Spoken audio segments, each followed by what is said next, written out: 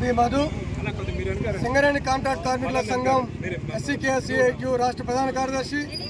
ఈరోజు సింగరేణి కాంట్రాక్ట్ కార్మికుల సంఘం రాష్ట్ర కమిటీ ఆధ్వర్యంలో కొత్తగూడెంలోని ప్రధాన కార్యాలయం ముందు కాంట్రాక్ట్ కార్మికులందరం ఆందోళన నిర్వహిస్తూ ఉన్నాం. ఇవాళ గత 2 సంవత్సరాలుగా ఇటు సింగరేణి యాజమాన్యం కాంట్రాక్ట్ కార్మికుల యొక్క వేతనాలను పెంచుతా అని చెప్పేసి హామీ ఇచ్చింది. 2022 సెప్టెంబర్లో 18 రోజుల సమ్మె సందర్భంగా జీవో నెంబర్ 22 మీద జీతాలను పెంచేందుకోసం కృషి చేస్తామని చెప్పేసి ఆ రోజు హామీ ఇచ్చింది. గత 2 సంవత్సరాలుగా సింగరేణి యాజమాన్యం ప్రచారం చేస్తూ ఉంది. గత అసెంబ్లీ ఎన్నికల సందర్భంగా ఇవాళ గెలిచినటువంటి కాంగ్రెస్ పార్టీ ఎమ్మెల్యేలు కానీ, కాంగ్రెస్ పార్టీ ప్రభుత్వం కానీ, ముఖ్యమంత్రి గారు కానీ, టీఆర్ఎస్ ప్రభుత్వం కాంట్రాక్ట్ కార్మికులకు అన్యాయం చేసింది. కాంగ్రెస్ ప్రభుత్వం గెలిస్తే నెల రోజుల్లో కాంట్రాక్ట్ కార్మికుల యొక్క జీతాలు పెంచుతాం, కోల్ ఇండియా జీతాలు అమలు చేస్తామని చెప్పేసి ప్రకటించారు. కానీ సంవత్సర కాలంగా రాష్ట్ర ప్రభుత్వం కూడా మాటలు తప్ప ఆచరణలో కాంట్రాక్ట్ కార్మికుల యొక్క వేతనాన్ని ₹1 కూడా పెంచలేదు. ఇవాళ బట్టి విక్రమార్క గారు కాంట్రాక్ట్ కార్మికులకు అన్యాయం జరుగుతుంది, జీతాలు పెంచాలని చెప్తున్నారు. కాంగ్రెస్ ఎమ్మెల్యేలు జీతాలు పెంచాలని చెప్తున్నారు.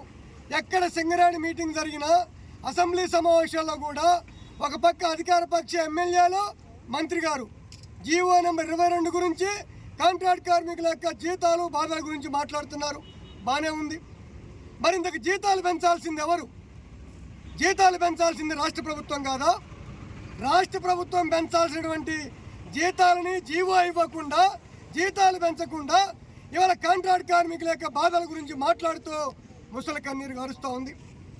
ఇవాళ సింగరేణి యాజమాన్యం 2022 సెప్టెంబర్ 26వ తేదీన సమ్మె జరిగింది. ఇక్కడ కాంట్రాక్ట్ కార్మికులు జీవో నెంబర్ 22ని అమలు చేయమని చెప్పేసి అడుగుతూ ఉన్నారు. ఈ 22 జీవోని గెజిట్ చేసి ఇవ్వండి, మేము మా కాంట్రాక్ట్ కార్మికులకు జీతాలు పెంచుకుంటామని చెప్పేసి రాష్ట్ర ప్రభుత్వానికి ఈరోజు భట్టి గారు మంత్రిగా ఉన్నటువంటి ఇంధన శాఖకి లెటర్ రాశారు. టీఆర్ఎస్ ప్రభుత్వం సంవత్సరం కాలం పాటు దానికి సమాధానం ఇవ్వలేదు. కాంగ్రెస్ ప్రభుత్వం వచ్చి కూడా సంవత్సర కాలం అవుతా ఉంది, ఇప్పటిదాకా సమాధానం ఇవ్వలేదు. నిజంగా కాంగ్రెస్ ప్రభుత్వానికి సింగరేణి కాంట్రాక్ట్ కార్మికుల మీద చిత్తశుద్ధి ఉంటే 2 సంవత్సరాల క్రితం సింగరేణి యాజమాన్యం రాసినటువంటి లేఖకు సమాధానం ఇవ్వాలి. జీవో నెంబర్ 22 ప్రకారం వేతనాలు పెంచాలని చెప్పేసి డిమాండ్ చేస్తూ ఉన్నాం.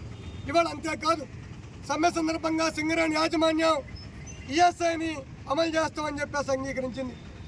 సింగరేణి CNMD గారు ఈఎస్ఐ అధికారులకు లేఖ రాశారు.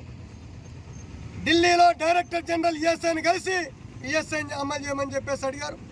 కానీ ఇంతవరకు ఈఎస్ఐని అమలు చేయలేదు. ఇక్కడ సింగరేణి యాజమాన్యం ద్వంద్వ వైఖరి అవలంబిస్తూ ఉంది. ఒక పక్కనేమో ఈఎస్ఐ అధికారులను కలిసి ఈఎస్ఐని అమలు చేయమని అడుగుతున్నారు. మరో పక్క 6 నెలల క్రితం ఈఎస్ఐ అధికారులు సింగరేణి విజిట్ చేసి ఈఎస్ఐ డైరెక్టర్ పాకి ఒక లేఖ రాశారు. 6 నెలల అడ్వాన్స్ డబ్బులు చెల్లించండి, సింగరేణిలో ఉన్న కాంట్రాక్టర్లందరినీ ఈఎస్ఐలో రిజిస్ట్రేషన్ చేయించండి అని చెప్పేసి లేఖ రాశారు. జూలై 17వ తేదీన లేఖ రాస్తే ఈ రోజు వరకు సింగరేణి యాజమాన్యం దాని మీద స్పందించట్లేదు.